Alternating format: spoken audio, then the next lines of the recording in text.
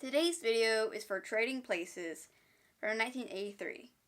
The director was John Landis, the music composer was Elmer Bernstein, the cast included Robert Bellamy, Jamie Lee Curtis, and Paul Gleason.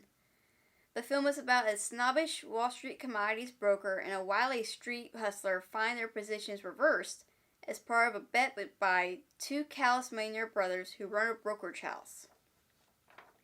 So this was a really good movie. I really enjoyed it. It could have been a tad shorter, and in my opinion, it didn't need the nudity or the language. And I actually saw this movie on TV, so at the time, I was unaware of the nudity at the time until later. And as far as I could tell, the movie worked without the nudity. The original title was Black and White, and I think Trading Places is much better. This was Robert Bellamy's 99th film and Don Ameche's 49th. This was Eddie Murphy's second film, and he joked, between the three of us, we've made 150 movies. Eddie Murphy stated that the making of this movie was the most fun he had on a set, and that every film afterward felt like work. So here are some spoilers. I want to see more of Billy and Louis becoming friends. I also want to see more relationship between Penelope and Louis. And what happened to Penelope? I mean, she just kind of disappeared after she yelled at him at the club. And something that is so concerning is that the brothers have done this bit before, and it was for a good cause. I wanted the story behind that. And that's a really good scene with the music. The music is so eerie with that scene, and the way they talk about it is like, where did this come from?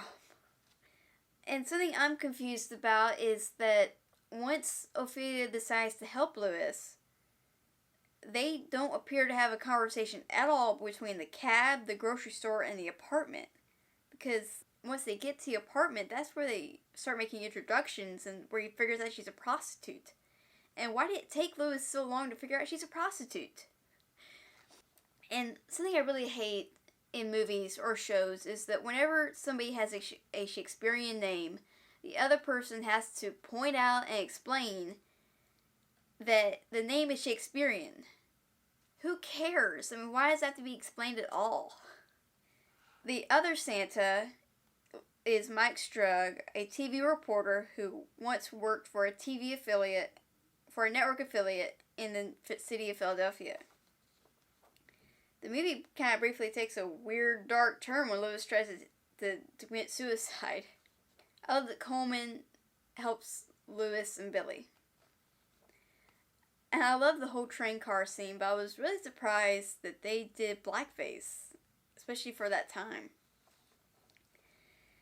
While I did love that scene, they did not need the gorilla storyline. That was weird and disgusting. Don Ameche having trouble catching the money clip wasn't supposed to happen, but the actors kept going with it and stayed in character, so it was kept in the movie. Eddie Murphy later admitted that on the floor of the Comedies exchange in the final scene, he only followed the script. He had no idea what was happening, as he found Comedies trading incredibly confusing. I love that the Duke brothers returned in Coming to America. That's where I first saw them, and at the time was really confused and had to Google the inside joke. And even though I had not seen Trading Places at the time, I loved that they were included in Coming to America. So what did you think of this movie? Comment down below, like, share, and subscribe, and Merry New Year!